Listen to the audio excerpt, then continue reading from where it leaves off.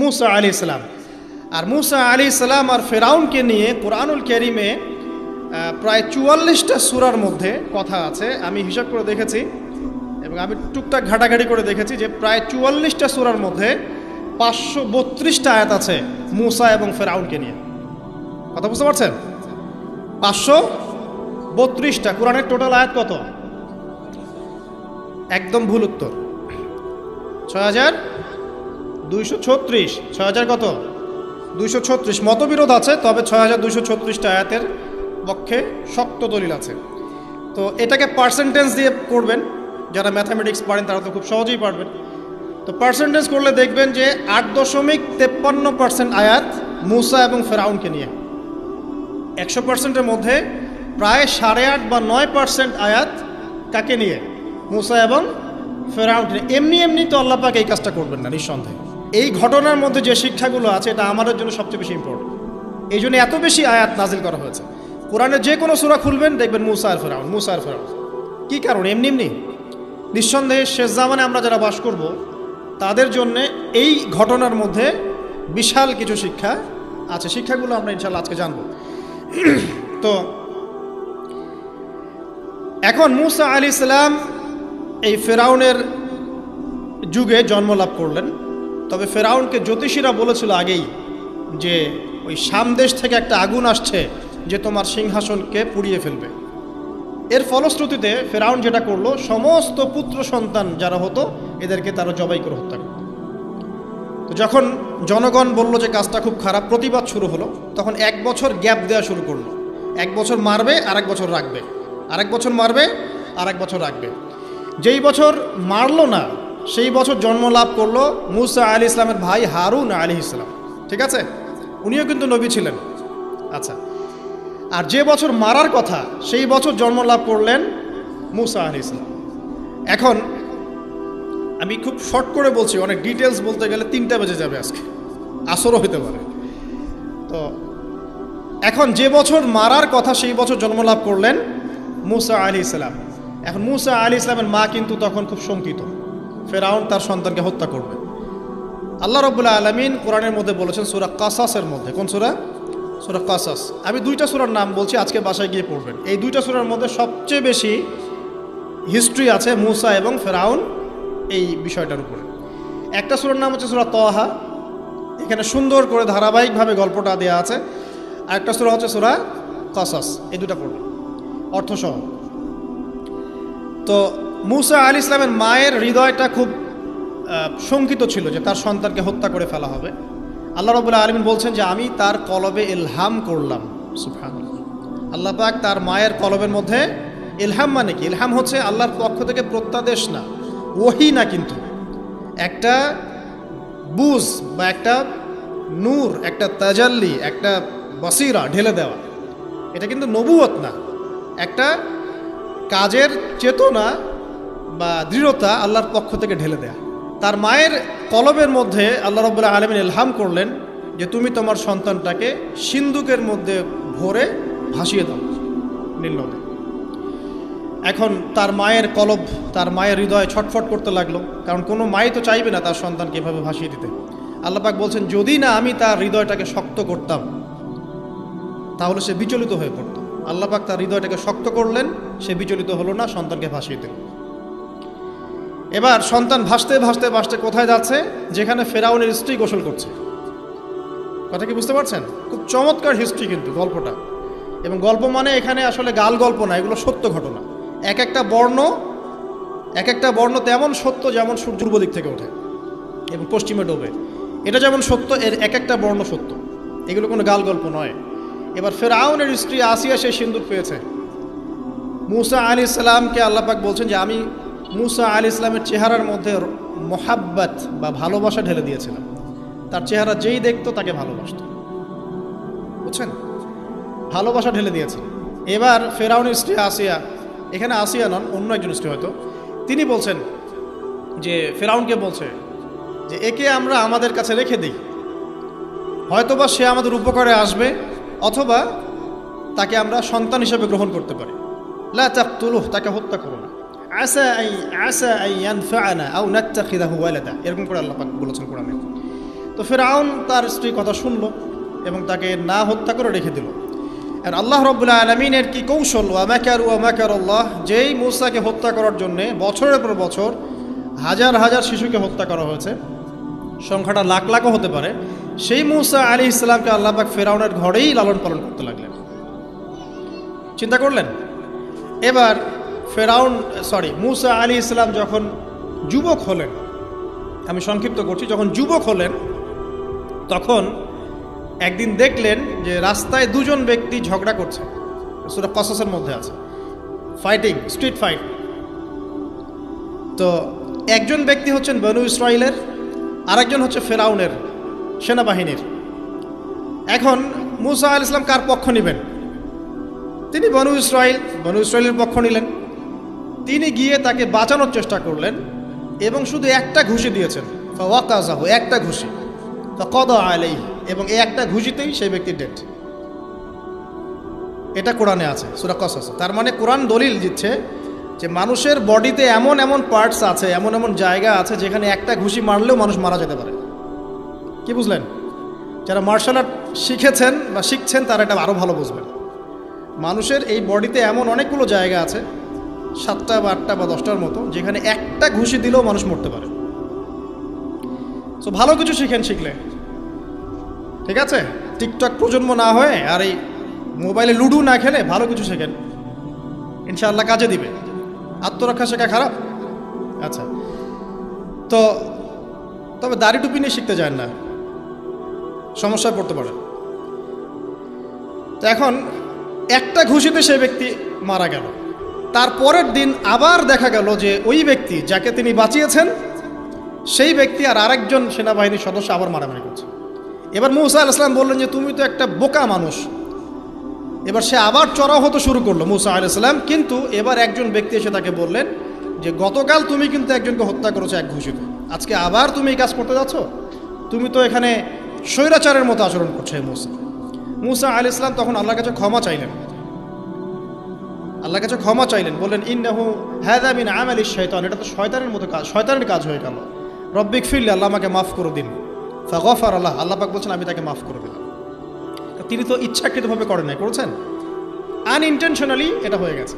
কিন্তু এখন ফিরআউন মূসা আলাইহিস সালামকে ধাওয়া করতে শুরু করলো, কারণ ফিরআউনের দৃষ্টিতে মূসা আলাইহিস সালাম একটা মার্ডার করেছেন তার দৃষ্টিতে, কিন্তু মূসা আলাইহিস সালাম তো আর এটা করেন নাই, ইচ্ছা করে এটা হয়নি, অ্যাক্সিডেন্টলি হয়ে গেছে। এখন মূসা আলাইহিস সালামকে এক ব্যক্তি এসে বলল তুমি এখান থেকে তাড়াতাড়ি পালাও, এই মিশরে থাকলে ফিরআউন তোমাকে ধরে এখন শাস্তি দিবে। এখন মূসা আলাইহিস সালাম বাধ্য হয়ে মিশর থেকে চলে যাচ্ছেন কোথায়? মাদিয়ান। কোন জায়গা? মাদিয়ান। এটাও আরবের মধ্যে একটা জায়গা, যেই জায়গার নবী হচ্ছেন শুআইব আলাইহিস সালাম। কি নাম? আচ্ছা, এবার শুআইব আলাইহিস সালামের সেই কওমে মূসা আলাইহিস সালাম গেলেন, না খাবার আছে, না পানি, না কাপড়, কিছুই নাই, একদম রিক্ত হস্ত। সেখানে গিয়ে তিনি দেখলেন যে এমনই একটা জলাশয়, হয়তোবা আল্লাহ ভালো জানেন, সেই জলাশয়ের কাছে কিছু মানুষ পানি পান করাচ্ছে গবাদি পশুদেরকে। আমি কি বুঝাতে পারছি? আচ্ছা, তো দূরে দুজন মেয়ে দাঁড়িয়ে আছে। এই দুজন মেয়ে অনেকক্ষণ থেকে দাঁড়িয়ে আছে, তারা পানি পান করাতে পারছে না। মূসা আলাইহিস সালাম অনেকক্ষণ থেকে অবজার্ভ করছেন যে মেয়ে দুটো পানি পান করাতে পারছে না গবাদি পশুদেরকে। তিনি প্রথমে একটু অস্বস্তি বোধ করলেন, তারপরে আবার গেলেন তাদের কাছে, গিয়ে বললেন কি সমস্যা।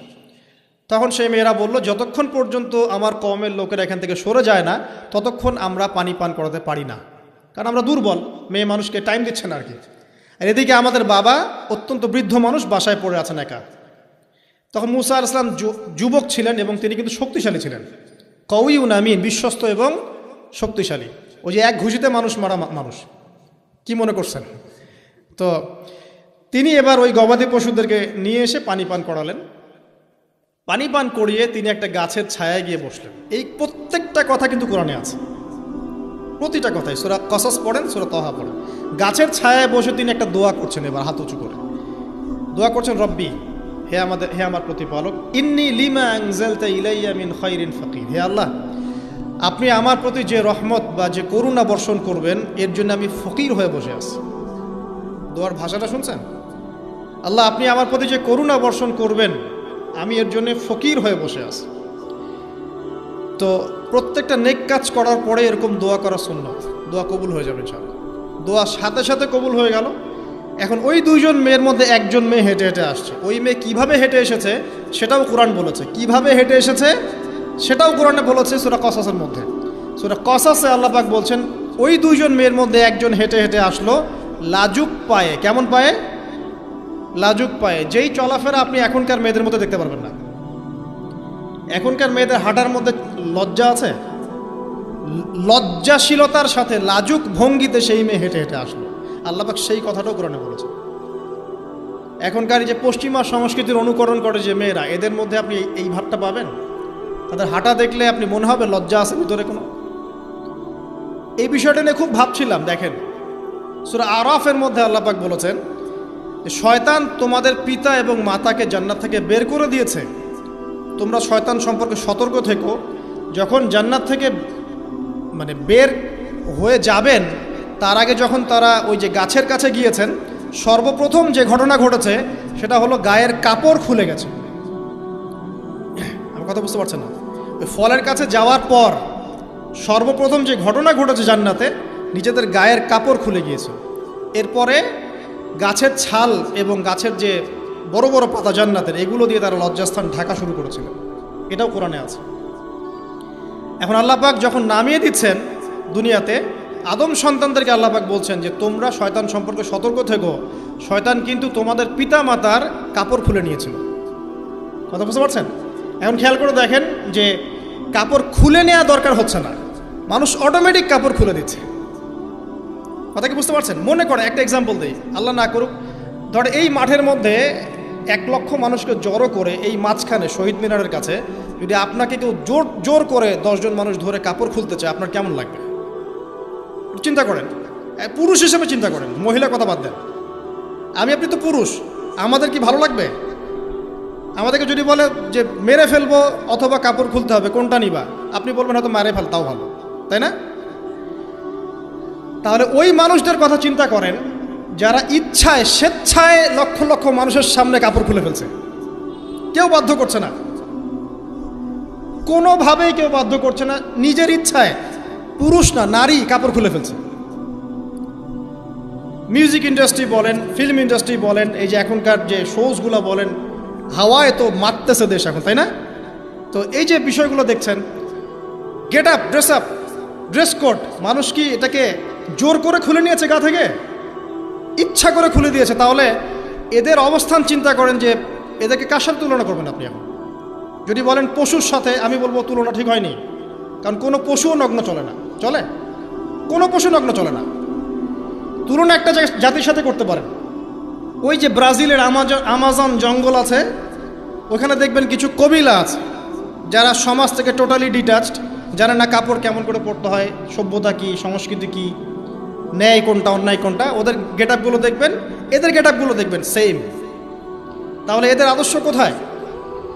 আল্লাহ পাক সূরা আরাফে বলছেন শয়তান থেকে সতর্ক থেকো, তোমাদের পিতা মাতার কিন্তু তারা কাপড় খুলে ফেলেছিল শয়তান, তোমাদের কাপড় যেন শয়তান খুলতে না পারে, আল্লাহ পাক সতর্ক করেছে। আর এখন আপনি খেয়াল করে দেখবেন, জোর করে না, স্বেচ্ছায় মানুষ কাপড় খুলে ফেলছে, এবং তারা পুরুষ না নারী। তো যে জায়গায় আসছিলাম, ওই মেয়ের হেঁটে আসাটা আল্লাহ রাব্বুল আলামিন ব্যাখ্যা করেছেন। সেই মেয়ে, 2 জন মেয়ের একজন মেয়ে হেঁটে হেঁটে আসছে মূসা আলাইহিস সালামের কাছে লাজুক ভঙ্গিতে, লজ্জায় মুখ নত করে, লজ্জাশীলতার সাথে এসে বলছেন যে আমার বাবা আপনাকে ডাকছে। তার বাবাকে? শুআয়ব আলাইহিস সালাম, আমার বাবা আপনাকে ডাকছে। এবার তিনি গেলেন শুআয়ব আলাইহিস সালামের কাছে, গিয়ে তার কিসসা বা কাহিনীটা বললেন। শুআয়ব আলাইহিস সালামও কিন্তু একজন নবী এবং জবরদস্ত নবী। বলে রাখি, শুআয়ব আলাইহিস সালামের কওম সর্বপ্রথম সেই কওম যাকে ভূমিকম্প দিয়ে ধ্বংস করা হয়েছিল। সর্বপ্রথম পৃথিবীতে ভূমিকম্প দিয়ে যে কওমকে ধ্বংস করে দেওয়া হয়েছে সেটা হচ্ছে শুআয়ব আলাইহিস সালামের কওম। আর 3টা বড় বড় ভূমিকম্প আমাদের সামনে অপেক্ষাও করছে শেষ জামানায়। 3টা হবেই, একটা পৃথিবীর পশ্চিম দিকে, একটা পৃথিবীর পূর্ব দিকে। আর পূর্ব দিক বলতে কিন্তু আমাদের দিক, Indonesia, Malaysia, Bangladesh, Pakistan, Sri Lanka, India, এই পুরো জায়গা হচ্ছে পূর্ব দিক। আর পশ্চিমা সভ্যতা তো বোঝেন, পশ্চিম কোন দিকে। আর একটা হবে পৃথিবীর মাঝখানে। মাঝখান কোনটা? এই যে জাজিরাতুল আরব, এখানে একটা হবে। এটা হবেই, কোনো বিজ্ঞানী ঠেকাতে পারবে না। তো শুআয়ব আলাইহিস সালামের কওম সেই কওম যাকে ভূমিকম্প দিয়ে ধ্বংস করা হয়েছিল। তো এখন মূসা আলাইহিস সালাম তার কাছে গিয়ে তার ঘটনাগুলো বললেন। শুআয়ব আলাইহিস সালাম তাকে বললেন, ঠিক আছে, আমার মেয়ের একটা দাবি, আমার মেয়ে বলেছে যে তুমি হচ্ছ বিশ্বস্ত এবং শক্তিশালী, তোমাকে যেন আমি আমার কাজে নিয়োগ করি। আসলে মেয়ে বাবাকে ইঙ্গিতে একটা মানে মনের ভাব ব্যক্ত করেছে আর কি। তখন তার বাবা সেই ভাবটা বুঝতে পেরেছেন। তিনি বলেছেন, ঠিক আছে, আমি আমার এই মেয়ের সাথে তোমাকে বিয়ে দিব। শর্ত কি? শর্ত হচ্ছে তোমাকে 8 বছর আমার এখানে কাজ করতে হবে। 8 বছর, কত বছর? 8 বছর কাজ করার বিনিময়ে আমি তোমাকে আমার মেয়ের সাথে বিয়ে দিচ্ছি। আর যদি তুমি চাও তাহলে 10 বছর পূর্ণ করতে পারো। তো মূসা আলাইহিস সালাম বলেন, ঠিক আছে, আমাদের মাঝে আল্লাহ পাক সাক্ষী হিসেবে যথেষ্ট। এবার সেখানে মূসা আলাইহিস সালাম তার সংসার শুরু করলেন। 10 বছর অতিবাহিত হলো। তারপরে এখন মিশরে ফিরে যাওয়ার পালা। মূসা আলাইহিস সালাম তার স্ত্রীকে নিয়ে কোথায় যাচ্ছেন এখন? মিশর, তার হোম টাউন, ঠিক আছে, মাদারল্যান্ড। কিন্তু যাত্রা পথে তুয়া উপত্যকায় বিভিন্ন কিতাবে এসেছে তার স্ত্রীর প্রসব বেদনা শুরু হয়। তখন তিনি আগুন তালাশ করতে থাকেন। আগুন তালাশ করতে করতে আস্তে আস্তে তিনি এমন একটা জায়গার দিকে চলে যান, তুয়া উপত্যকায়, যেখানে দেখেন যে গাছের উপর আগুন জ্বলছে। এবং তখন আগুনকে ফলো করতে করতে হঠাৎ তিনি এক গায়েবী আওয়াজ শুনতে পান। আওয়াজটা হচ্ছে এমন, আমি একটু পড়ে শোনাই। আওয়াজটা হচ্ছে এমন যে, ইন্নি আনা রব্বুক ফাখলা'না আলাইক ইন্নাকা বিল ওয়াদিল মুকদ্দাসি তুয়া। এই আওয়াজটা আল্লাহ পাকের। কার আওয়াজ? সুবহানাল্লাহ। আল্লাহ পাক মূসা আলাইহিস সালামের সাথে কথা বলছেন এই জায়গায়। আল্লাহ পাক বলছেন, নিশ্চয়ই আমি তোমার রব, তোমার জুতা খুলে ফেলো, কারণ তুমি একটা পবিত্র উপত্যকায় আছো। চিন্তা করতে পারেন? ওয়া আনা আখতারতুকা, এবং আমি তোমাকে বাছাই করেছি হে মূসা, ফাসতামি' লিমা ইউহা, তুমি খুব মনোযোগ দিয়ে শোনো, আমি তোমার কাছে যা ওহী করছি এটা মনোযোগ দিয়ে শোনো। ইন্নানি আনা আল্লাহ, নিশ্চয়ই আমি আল্লাহ। আল্লাহ বলছেন, ইন্নানি আনা আল্লাহ, নিশ্চয়ই আমি আল্লাহ। লা ইলাহা ইল্লা আনা, আল্লাহ বলছেন আমি ছাড়া কোনো ইলাহ নেই। ফা'বুদনি, আমার ইবাদত করো। ওয়া আকিমিস সালাতা লিযিকরি, আমার স্মরণের জন্য সালাত কায়েম করো। ইন্নাস সাআতা লাআতিয়াতুন, নিশ্চয়ই কিয়ামত অবশ্যই আসবে। আকাদু উখফিহা, আমি এটাকে গোপন রেখেছি। লিতুজজা কুল্লু নাফসিন বিমা তাসআ, যাতে করে প্রত্যেক নফসকে তার প্রতিদান দেয়া যায়।